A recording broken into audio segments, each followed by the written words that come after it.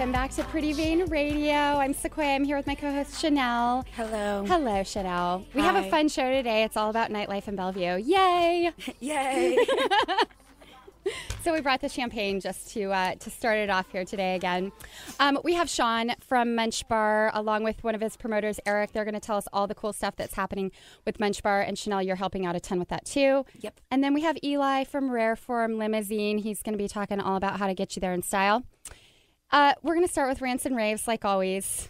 Talk to me. Do you have a favorite today? Actually, I do, because usually our rant and rave has something to do with the Kardashians or beauty and fashion right off the bat. But I actually liked one of yours, listening to feedback from clients, because I've had a couple meetings with whether it's different bosses or whatever about people giving your feedback and whether you use it or not. Like even just on my website, like recently with Tied Up, I've gotten like feedback, and Alyssa and I haven't been very good at keeping up with responding to them, and it definitely like affects business because then you run into them out and they're like, thanks for emailing me back or thanks for taking care of that problem.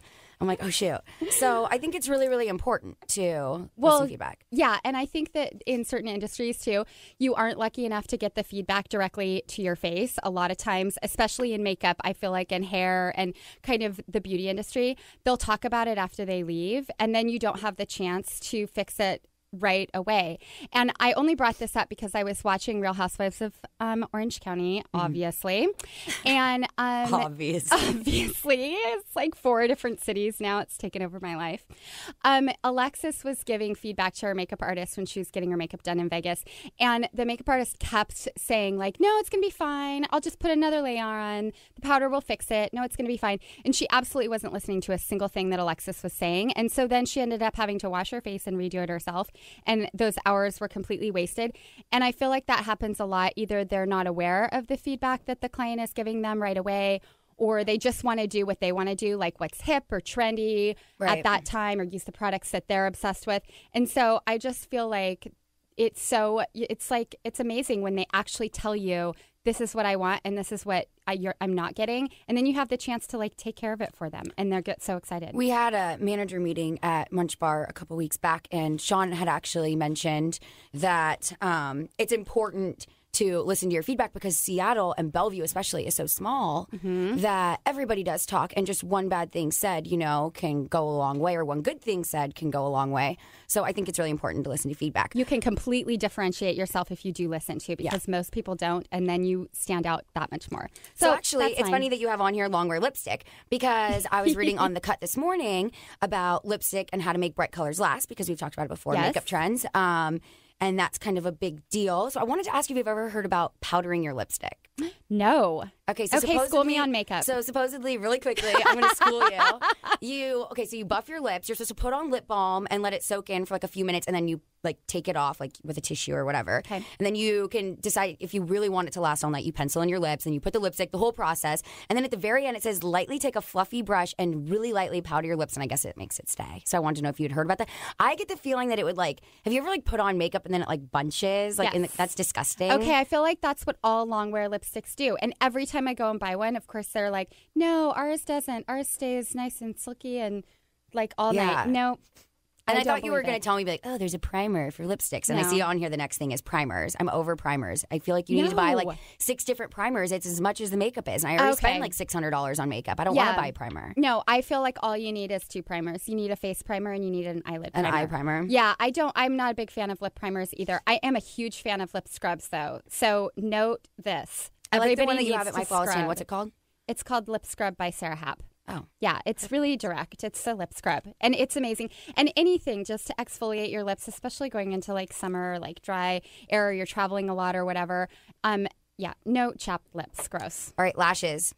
Is it acceptable to put on the strips every day or no? What do you think? Because I think only if you put on new ones. My big rant about the old ones is that they have them off and then stick them on your window like I do for my mom. Gross. She's like, Chanel. I'm like, sorry. On the window with your parking ticket? Yes. Yeah. No. Not in my car, Sequoia. Ew. I don't know what you were doing. Why is it on a window in general? Sorry. All of our like. Oh, we just got an announcement from our producer. Jane is calling in from Seattleite Magazine to talk to us. Okay. So we'll have that a little bit later, and she'll tell us the buzz of what's going on. Isn't she calling in right now? Bellevue. There's something flashing in front of your face. Oh, look at that. It's super fancy in here. I'm not used to all this technology.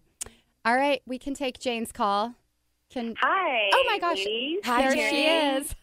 Are you on the side of the road literally? Oh, my God. Luckily, not really, but I was trying to start my car, and it's not a battery issue. I have no idea what's going on. There's, like, flashing lights going on, so I'm just trying to wait for a AAA to figure out what it is. Well, luckily you could call in. Okay, so tell everybody a little bit about Seattleite Magazine. Well, Seattleite is a lifestyle news source. We help our readers stay in the know and get the most from where they live. We cover everything from food to fashion to events and just profiles on Seattleites and just anything people who live in Seattle should know about. So it's a fun platform for letting Seattleites get the most from where they live. Totally. And what I really like about Seattleite, because, I mean, some online like magazines or whatever only are geared towards women or only geared towards men, and you have so much on there that are really for both. You have fashion, and then you have like toys and techs for guys. So tell us a little bit about how you manage to keep everybody enticed. Well, we're very lucky that Seattle has a great, very great talent pool of writers, and I think it's the voice of Seattleite is what's unique is that we have so many people who provide their perspective that gives it kind of a balance, so it's not too feminine or too masculine. Yeah. So we have people who are food lovers to movie aficionados to travel experts. So everybody's input kind of gives it a perspective for every reader and, Totally. all genders to enjoy. My favorite part about Seattleite is the social scene section because it kind of reminds me of in New York when they used to have it before that social network kind of got shut down. And it kind of tells you about events happening, kind of like a gossip. It's a really cool, it actually kind of inspired me to do Wild Brunch. So can you tell us a little bit about the events and what's on social scene? Yeah, I think social scene it's a fun, everybody loves looking at pictures and everybody loves seeing their friends at different events or seeing themselves when they went to an event. So I felt like it was a fun way to tell stories through photos and to have people experience an event that maybe they didn't get a chance to go attend. Yeah. So my background is public relations, and I worked in Los Angeles for many years, and a big part of my clients' coverage was to do event-based marketing, and we would always have lots of photos. And photo was definitely a great way to tell a story and to get people to experience something and make it seem, Yeah, it's cool so different. And I feel like not enough people really do that in different cities. I mean, I can't even think of one like in LA anymore that does that. So I thought it was a great idea. Well, thank you. Yeah, we like those, definitely. Those are fun to do, and we want to keep covering more events. So we have to keep throwing those. Definitely. And you guys did such a good job covering Malibu Doll. It was like a beautiful write-up. I think it's a really good outlet for businesses, too, to, be able to pay to have one of your photographers come out, and then you guys cover it, and all the Seattleite readers get to read about it, and you guys post beautiful pictures. Yeah, I think it's a win-win for everybody, and it's beyond Facebook. It's kind of a way to have an editorial element and have like the photos, So. Totally. Are there any new events that you want to talk about coming up? Well, let's see.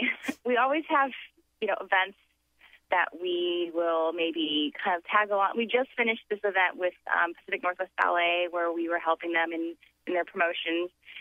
It was their backstage bash, which was really fun. And that was last week. Anything upcoming? I think summer is definitely going to be a busy schedule. A lot of different businesses in Seattle are having, Seattle Art Museum has their party in the park, and there's a lot of other events. For Seattleite specific events, we're kind of in the works on a few things. We're planning a rooftop event when it gets nice out. Yeah.